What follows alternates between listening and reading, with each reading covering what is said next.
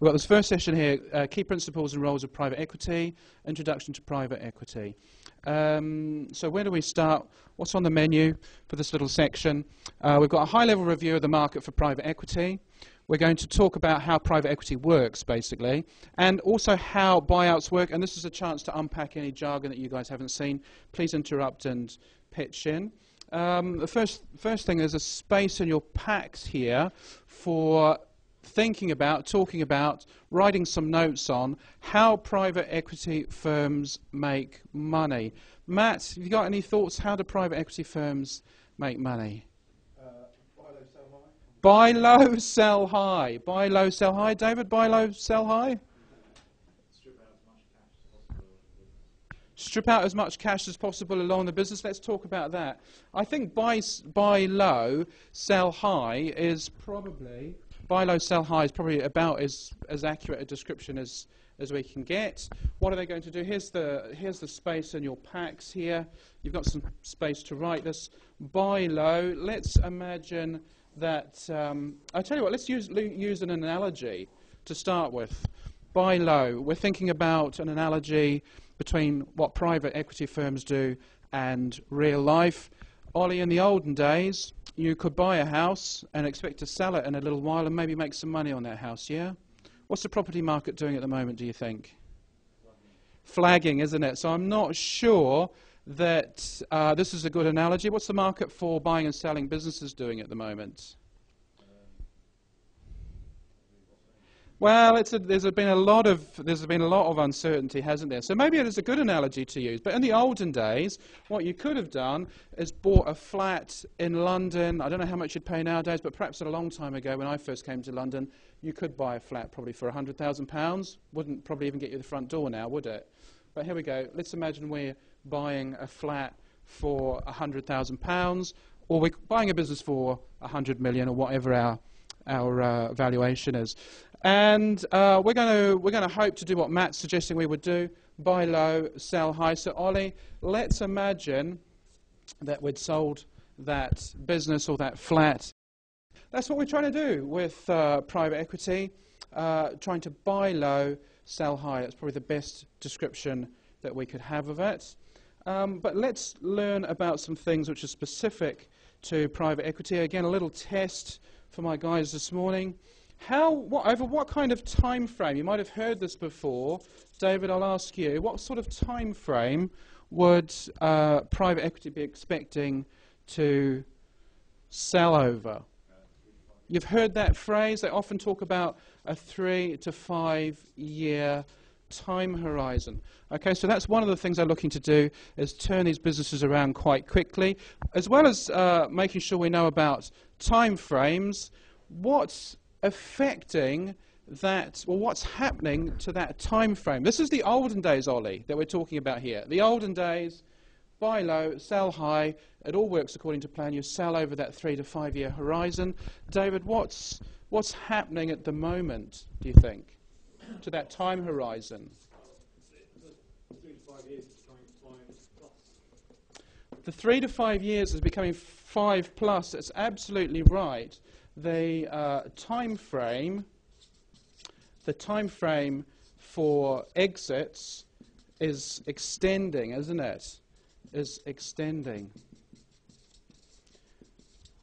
And before we started the session, we were talking about some of the private equity firms that we know, the ones that might, if we're lucky, take us to the races or those track days, which is a great thing. But thinking about those private equity firms, what is the impact of that time frame slipping for them and their business, do you think? What's the impact of that?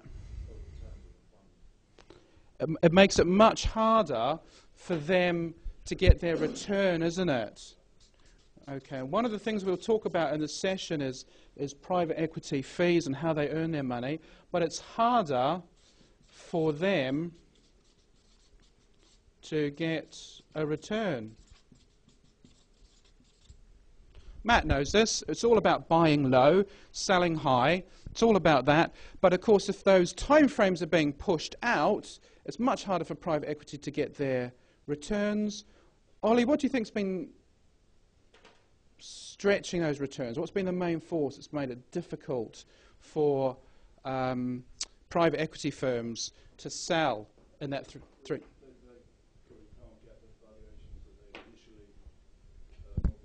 They can't get the valuations, absolutely right.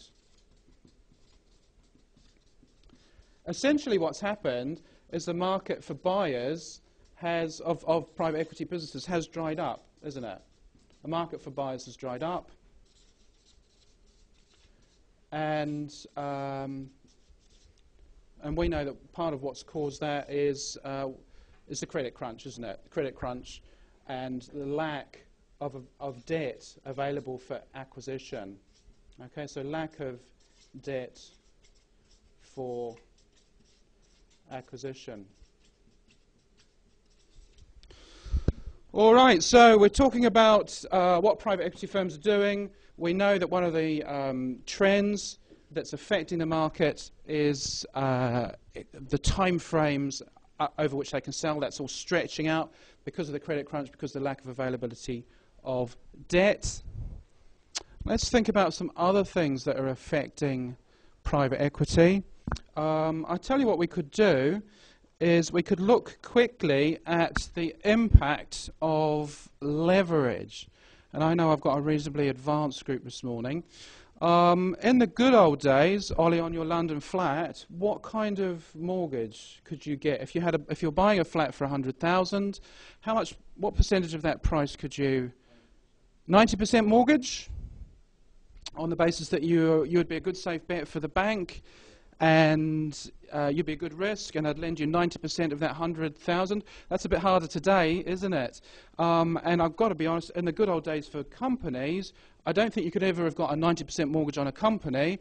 Pre-credit crunch, Matt, what kind of levels of debt might you get into a buyout? You're getting 5 or 6 times EBITDA. In terms of percentage, 60 or 70%, 60 to 70%, and that's quite difficult. Well, I tell you what, I agree with you. I think pre-credit crunch, you could probably get 60 or 70% of the purchase price as debt. But just to make the numbers simple, let's imagine that we had a very friendly bank in the old days. They're not going to lend us 90%, Ollie, but they're going to lend us, let's say, 80%. And we know that's unrealistic, especially in today's market, but let's imagine we could get 80% of that price by way of debt. This is not a trick question. Ollie, when we come to sell, again in the good old days in our 3 to 5 years, what we're going to have to do is pay off that debt. Maybe we've paid off a little bit along the way, but let's assume that the business was growing and it needed more debt along the way, perhaps to fund working capital. Let's imagine, just to keep the numbers simple, not a quick trick question, once we sell, repay the debt, Ollie, what's our profit? If you like, what are our net proceeds on that little deal? Yeah, so let's have a look at it. So what we've done is we've taken our 20 that we've put in. So if you like, the 20 was your deposit on your flat in London. Okay, so we raised 80 in debt. Actually, we could make this 140, just to make sure we don't get too confused with the numbers. We sell at 140, pay off the 80, so we've turned our 20 into 60. Okay?